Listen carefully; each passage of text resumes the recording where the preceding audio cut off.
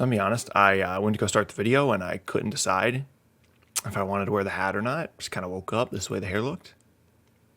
I think we're just going to roll with it. But yeah, we're not here to talk about my hair. We're here to talk about the Chicago Bulls because they are a disaster. It's over. They should move the franchise. They shouldn't even be in the NBA anymore. They should be relegated down to the G League.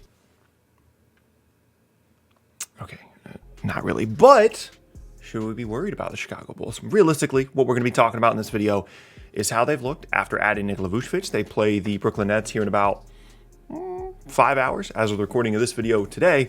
But still, they haven't looked good since the Vucevic trade. They've lost 6 games in a row. They lost 8 of their last 9. They're 0-3 now with Vucevic on the roster. We're just going to talk about it. Okay, Bulls fans, we're not going to say that the sky is falling. We're just going to talk about it in the first video of the day. But really quickly before we get started, if you enjoy content like this, then consider subscribing. I upload twice a day, every single day on this channel, so it's a great place for the most consistent NBA content on YouTube. If you're new here, by the way, what's up? My name is Tucker. You can also leave a like rating on the videos as well, and you can check me out at various socials in a Linktree link down in the description below. With all those things said, let's talk about the Chicago Bulls, specifically since the Nikola Vucevic trade. So again, I'll reiterate, goodness gracious, some of the things that I said in the intro here. They have lost 6 games in a row. They have lost 8 of their last 9 games, and they have not won a game. They're 0-3 with Nikola Vucevic in the lineup. So when the question gets asked, are they a disaster? Should you be worried? The answer is no more than you were before. It's not like the Bulls were a great team before trading for Vucevic, and the things they've been doing the last couple of games are similar to what they were doing pre-Vucevic trade, now after they traded for him. And granted, there's a lot of things here that kind of still need to be figured out and come together. So just at the start here, I wouldn't panic. I wouldn't be incredibly worried. But we can still talk about some of the things that are happening here. So the 3 games that they've lost with Vucevic in the lineup, it's been a tough schedule for at least a couple of the games. And of course, they play the Nets today, who are missing a couple of guys. They lost to the Warriors, the Suns, and the Jazz. The Suns we're going to talk about in the second video of the day today. I think they're really, really good. Of course, the Jazz have the best record in the West. The Suns have the second best record in the West. And then that Warriors loss definitely does sting a little bit here. You know, it's 2 really, really good teams and one not so great one that's on the very, very edge of the Western Conference playoff picture. And when you look at it, the Warriors game, LaVine just didn't play well, right? He just really did not have a good game. And then he missed the Suns game. So I don't know that this 3-game stretch is really a great place to try and evaluate the Bulls now post-Vucevic trade. Now, of course, he needs to get acclimated. He has been in Orlando. He's been doing the stuff that he's been doing in Orlando for years. And it's going to be different. He's going to have to get acclimated playing with the best player he's ever played with in Zach LaVine. He's never really had a pick-and-roll partner like this. And it's just going to take him some time, in addition to the fact that it's going to take the Chicago roster some time to acclimate and get used to what Vucevic does. There might be some more post-ups. There might be a bit more spacing on the floor than they're used to, and that's going to, kind of change up where they can cut, where they can move, how they're going to move on the floor. Mid-season trades are tough adjustments to kind of make for a team, especially a team that is not used to having a ton of success over the last couple of seasons. So when you have to change things up and then, again, refine some of the things that they've been doing well this season, it's going to take some time. As I said, they play the Nets today. It's not really the full Nets team. But here's what I would say if you're a Bulls fan, if you're at least slightly worried about the Vucevic thing or whatever. Offensively, I have full confidence that they're going to be fine. Zach LaVine has had an incredible offensive season. He's one of the better shot makers in the entire league. And Vucevic is going to be able to provide all of the other stuff around LaVine that they need. A scoring presence when he's having an off game. An inside scoring presence so that LaVine doesn't have to do literally everything. They can dump it down to the post to Vucevic. They can run him in ball screens. He can space the floor. All those different things offensively are going to be perfect complements for Zach LaVine on the offensive end of the floor. And they should be elevated on that end from where they were prior to, because the guys they gave up, Wendell Carter Jr. and Otto Porter Jr., obviously do not have the same kind of offensive value to this team, or did have the same kind of offensive value that now Vucevic will moving forward, because most of the value they gave up in that trade was either Carter's potential or the 2 first-round picks. So the team should be better, and I wouldn't necessarily look at this 3-game stretch or potentially 4-game stretch if they lose to the Nets today as some kind of indicator that it was some kind of massive mistake. Now, if you want to start being nervous about the Vuce trade specifically in terms of the assets you gave up, I think that should have already existed anyway, but as you look at kind of where they are in the standings, where their record's at, they're almost 10 games under 500, and they owe their pick this year to Orlando.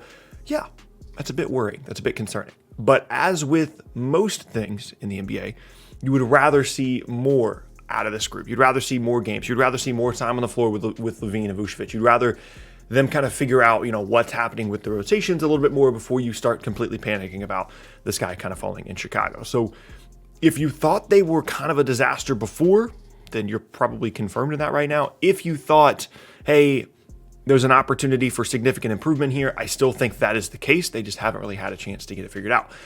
Defensively, however, that's going to continue to be an issue, especially, when Vucevic is going to be playing a lot of minutes, and he's not awful, but he's not good defensively. LaVine's not good defensively. Kobe White's all over the place. I think some Bulls fans are expecting like Thaddeus Young to be like the defensive, cog that's going to hold this whole team together. They don't really have guys like that on this roster outside of Patrick Williams, and he's still a rookie, still figuring out. He's very, very good, but they are very, very far away from having a really good team defense, partly just because the personnel does not really fit that makeup. So although that sounds like a lot of negatives, the thing that I would say is their offense, assuming everybody stays healthy, their offense is never going to get worse than it is right now. It's only going to get better as Vucevic gets more accustomed to his new role, where his spots are going to be on the floor, as LaVine gets more accustomed to how Vucevic likes to play in ball screens, how all the other guys are kind of getting used to and adjusted to the new roster. It's only going to get better from here. Again, assuming that there's no injuries and assuming these guys are willing to and able to adapt to a new situation, which all indications are that guys like LaVine and Vucevic are going to be very, very motivated to not only figure out a way to work together, but to figure out a way to make this work for the rest of the season and moving forward, because they're going to be connected here long-term for the next couple of seasons. That's what the Bulls have set up. Now, the one counter to that would make me nervous about this was two, really. One, the possibility of a significant injury, which is the case for every single team in the league, right? But let's just say LaVine is out for a month or Vucevic is out for a month, and this is a team that already is on pretty thin ice in terms of their record right now. If you go from, hey, we traded for Vucevic, we're trying to make the playoffs, to injury, someone's out for a month, you miss the playoffs, you give up your pick, all of a sudden there's just a lot of pressure, there's a lot of frustration, and that can result in, bigger moves, maybe coach movement, front office movement. I know they just made adjustments there, so that's unlikely, but there's just a lot of pressure that comes with that when there's the expectation now that bringing another all-star will bring a playoff appearance to a roster that has not seen one in a while.